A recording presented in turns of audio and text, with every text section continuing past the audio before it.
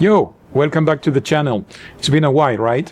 Actually, it's been the longest break since I started to do street photography. And the last time I shot was 31st October, Halloween night 2025. We are already beginning of February 2026. That's the longest break I ever took since I started street photography. So I'm rusty, I lost my mark, and I'm not sure I can do street again. So this night we will try to find out. Also, I'm shooting with the 45mm 1.2, which I got for my birthday last January 27. So this is the very first time I used that lens. I didn't shoot any pictures, any video clips yet with it. So this is another challenge for me, using a new lens a little bit wider than my usual 50mm. Let's go. Oh, that was so bad.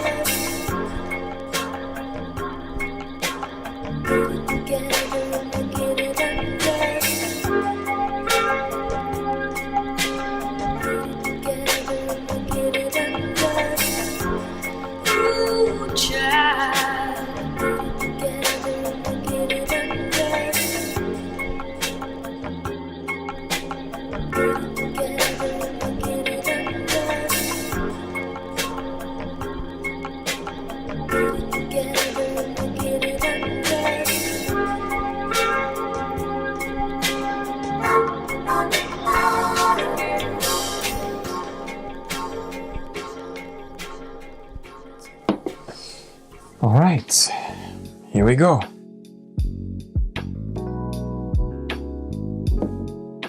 So after a 3 months break, I felt that as the night was going, I was getting more comfortable into shooting streets again. But it took me a good 2 hours before to even take the first pictures. So it was not an easy process, but over time, with practice, even for a first session, I already felt that the appetite was there and that I was getting more comfortable and more enjoying the process. So now I want to share with you 5 tips for street photography. Whether you took a break or you've been doing it for a while, I think those 5 tips will be beneficial. Tip number 1, take the time to feel and absorb the energy around you. So as I just said, it took me 2 hours really just to walk around and to feel the energy, to understand what was going on, what was the dynamic around me, people moving, coming from the shops, getting in the restaurants and stuff.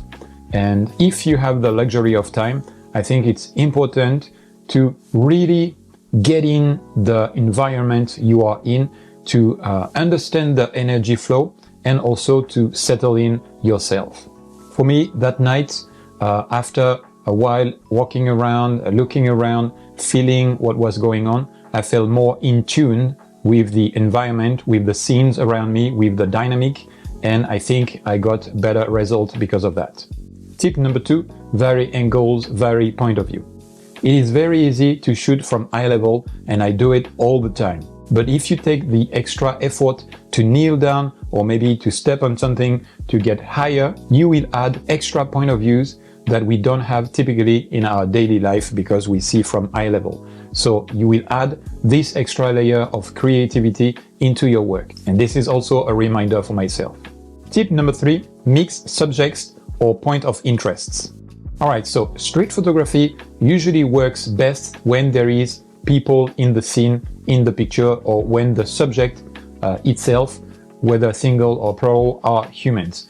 But by adding other subjects, other points of interest, such as maybe just a shadow, maybe detail of a street, maybe just a lamp, something broken, something that requires you to get closer, you will build a story. You will build a coherent narrative.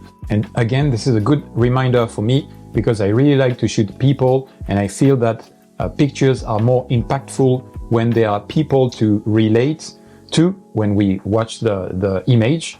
But I think it's also interesting to add details or wider scenes or what have you to really create like a full story and not just people all the time, and give a sense of the place, give a sense of an atmosphere and that kind of thing. Tip number 4, this is an unusual one, but I think it's important to include in this list, and this is to use the urban environment at your advantage to create frames. Especially here in Osaka or in Japan in general, we have a lot of shutters, a lot of doors and framing to use and to incorporate in our shots to create those frames, to frame a subject inside or a scene or what have you.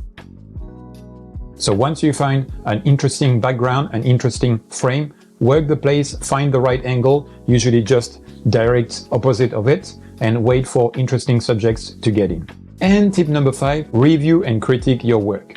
Usually don't do that the same day because you are still in the same state of mind, the same mood, whether good or bad.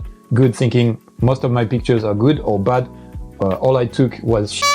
But give it a rest, maybe just a night rest or maybe longer. Get back at it and look it with fresh eye and a critical mind. A critical mind, a critical look, you get it. And try to see what worked and what didn't. And for the shots that didn't work, try to understand why it didn't work for you. Same with the good shots. Try to see the patterns that appears in your shot, what you are usually attracted to. So you can build up on that. That's your sense, that's your sensitivity. And look for what you can improve on next time. Now, as I said at the beginning of the video, I used the 45mm 1.2 that night. That was the very first time. So I still need a little time to give you my impression on it. But already I can say that there is a distortion going on. So I don't know if I forgot to set something within the camera. In post-production, I kind of corrected that. Not perfectly, I have to still have to work on that, but I think maybe there is a setting that I forgot to do in the camera, so I need a little more time. I want to use that lens during the daytime also to really tell you what I think about, but the build already is very good. I like it. Next time I will tell you more about the quality and the use of it. Now, to wrap up this video, I want to tell you about my favorite photographs of that session. At the third spot, I really like this picture of the salaryman eating in the restaurant, and I don't know if you can see from his face, but he's laughing. So I tried to capture that emotion. I really like the Noden with the very famous Okusai wave, Nami, but I wish that the reflection of the light on the left lower side was not there because it distracts the image a little bit. That's the reason why it's only my third favorite picture of that session.